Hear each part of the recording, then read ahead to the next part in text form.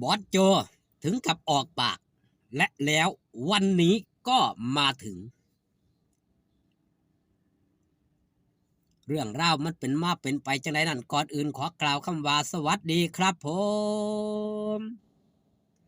สวัสดีพี่น้องครับป้องปายมิตรหมอแคนแฟนหมอลำยินดีต้อนรับเข้าสู่ช่องไทยสีเกตชาแนลสวัสดีไปยังแฟนครับเอฟซีสาวน้อยเพชรบันแพงแฟนครับเอฟซีหลาดหน่อยอุ๋งอิงสู้ขู่สู้คนเด้อครับเด้อมาช้ายังดีกว่าไม่มา ในเวลา3 โมงเช้า 9 นาฬิกาประมาณ9 นาทีพี่น้องมาพบมาพ่อกันมื้อนี้พ่อกันเร็วแน่จักนิดจักหน่อยกับบรรยากาศเย็นสบายสบายครับดูแลสุขภาพด้วยครับเด้อพี่น้องปองไปมิดหมอแคนแฟนหมอลำก็ได้หันมาเว้าฮอดจอดถึงครับเรื่องคิวงานมือนี่สาวน้อยเพชรบันแพงเล่นอยู่สายทับบ้านคำแสนตำบลชุมช้าง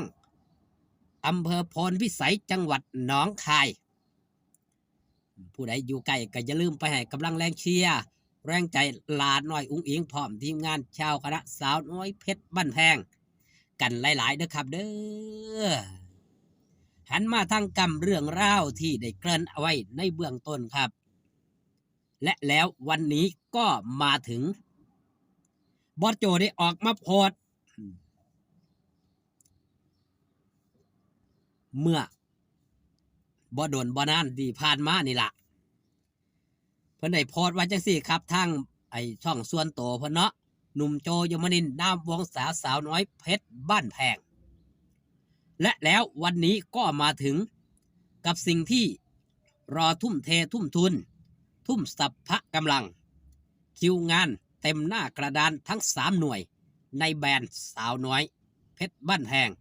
สาวน้อยลำเพลินโชว์และรถแห่พรีเมียมนี่คือคิวเดือนกุมภาพันธ์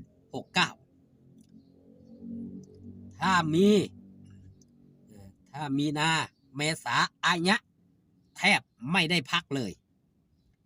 ถ้าจะหวังแต่โชคช่วยไม่รู้เมื่อไรจะถึงคิวเราสำคัญที่สุดคือการลงมือทำอย่างจริงจังทำอย่างจริงใจขอบคุณพ่อสงกรานต์นามวงศาแม่สุภาพนามวงศาผู้บังเกิดเกล้าสร้างผมมาทำให้มีวันนี้กราบขอบพระคุณเจ้าภาพที่เมตตาผมและขอบคุณลูกทีมที่สู้ไปด้วยกันสร้างสรรค์ไปกับครอบครัวเราขอบคุณแฟน FC ที่สนับสนุนส่งเสริมด้วยดีเสมอมาเพิ่นก็ได้โพสต์คิวงานเนาะทั้ง3หน่วยได้ครับว่าจะเป็นสาวน้อยเพชรบ้านแพงสาวน้อยลำเพลินโชว์และรถแห่พรีเมียมอย่างสาวน้อยเพชรบ้านแพงก็ได้เว้าไปแล้วก่อนหน้านี้ในคิวงานเดือนกุมภาพันธ์ถือว่าเต็มแออัดยัดเยียดกันเลยทีเดียวว่างเฉพาะมือเดินทางส่วนสาวน้อยลำเพลินโชว์ครับงานกับบ่หน่อยนาครับในเดือนกุมภาพันธ์เพราะว่ามือขึ้นที่ผ่านมาก็แสดงอยู่ที่วัดสระกำแพงใหญ่อำเภออุทุมพรพิสัยจังหวัดศรีสะเกษมื้อนี้ไปป่าติ้วยะโสธรแล้วก็ไปเสียงทูนกลับมาเสียงทูนอำเภอปางกูจังหวัดศรีสะเกษวันที่4วัดทองนพคุณตำบลกลางอำเภอเสรภูมิ101วันที่7ตลาดแค่วันที่10ชุมแพขอนแก่นวันที่12บ้านเชียงอำเภอหนองหานจังหวัดอุดรวันที่13บ้านเชียงยืนอำเภอเมืองจังหวัดอุดรวันที่14บ้านเมืองแออำเภอบ้านไผ่จังหวัดขอนแก่น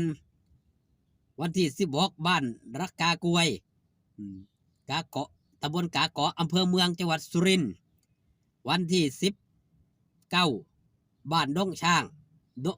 ตำบลโนนสง่าอำเภอปทุมรัฐจังหวัด101วันที่20บ้านห้วยสาราตำบลหนองบัวโคก อำเภอลำปลายมาศจังหวัดบุรีรัมย์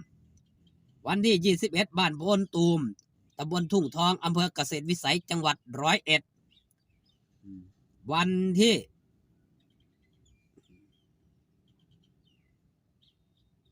่22บ้านปาฮีอำเภอพิบูลมังสาหารจังหวัด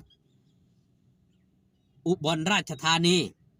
วันที่25บ้านขาวาวน้อยอำเภอยางชุ่มน้อยจังหวัดศรีสะเกษวันที่26อำเภอประโคนชัยจังหวัดบุรีรัมย์วันที่27บ้านหนองตออำเภอจตุรพักษ์พิมานจังหวัด101และวันที่28บ้านพันลำตำบลบัวน้อยอำเภอกันทราลมจังหวัดศรีสะเกษนั่นคือคิวงานครับสาวน้อยลำเพลินโชว์รถแห่ครับพรีเมียม1 กุมภาบ้านนาอ้วนหนองกรุงศรีกาฬสินธุ์วันที่4โรงงานทนายเก่งแยกไฟแดงบ้านเป็ดขอนแก่นวันที่4มื้อเดียวกันครับเวลาบ่ตรงกันนะครับเด้อ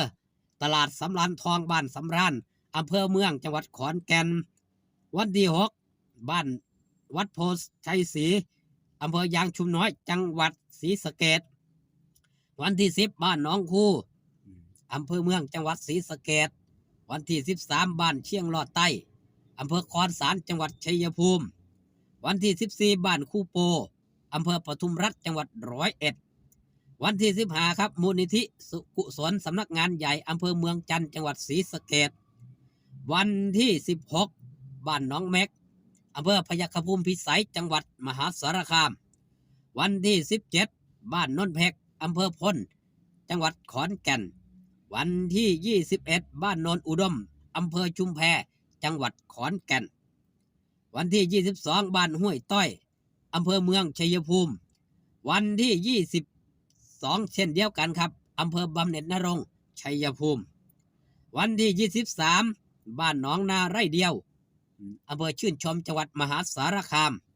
วันที่24บ้านดงมันอำเภอบอระบือจังหวัดมหาสารคามวันที่26บ้านนาบงอำเภอหนองกรุงศรีจังหวัดกาฬสินธุ์วันที่26เช่นเดียวกันครับอำเภอกันทรวิชัยจังหวัดมหาสารคามวันที่27บ้านหนองขามอำเภอพลจังหวัดขอนแก่นและวันที่28บ้านดูอำเภอเมืองจังหวัด101อยู่ใกล้มองใดไปให้กำลังใจมองหันครับพี่น้องไปมวนไปซื้นกันในแบรนด์สาวน้อยเพชรบ้านแพงวันนี้ที่รอคอยและแล้ววันนี้ก็มาถึงสมกับเพิ่นทุ่มเททุ่มทุนทุ่มสภะกำลังเฮ็ดเพื่อสร้างความมวลความซื่นมิตรหมอแค้นแฟนหมอลำเอาคลิปนี้ฝากตอนเอาไว้แต่เพียงสำนี้อยู่ดีมีแห้งครับพอกันคลิปหน้าสบายดีครับผม